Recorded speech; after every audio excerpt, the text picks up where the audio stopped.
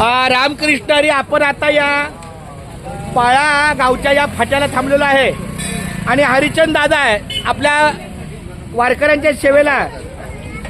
ज्याप्रमाणे आता आमच्या मस्कर बुवांनी फराळाचा आपल्याला लाभ दिलेला आहे त्याप्रमाणे त्यांनी काही ताक वगैरे आणलंय.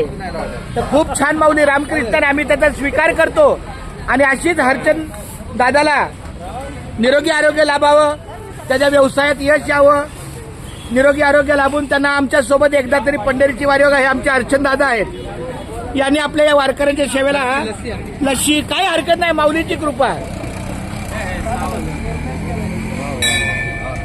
रामकृष्ण हरी. खूप छान.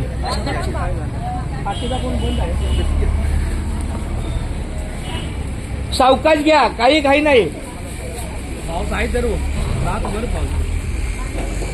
आता इथला हा फराळाचा नाश्ता झाल्यावर बाजूलाच आपलं हे हरिभक्त परायर आमचा अमोल ओंकार क्षमा साहेब ओंकार मस्कर यांच्या दुकानामध्ये जाऊन एक आरती बोला ह्या अभंग बोलून आपण आपला पुढचा प्रवास सुरू करायचा.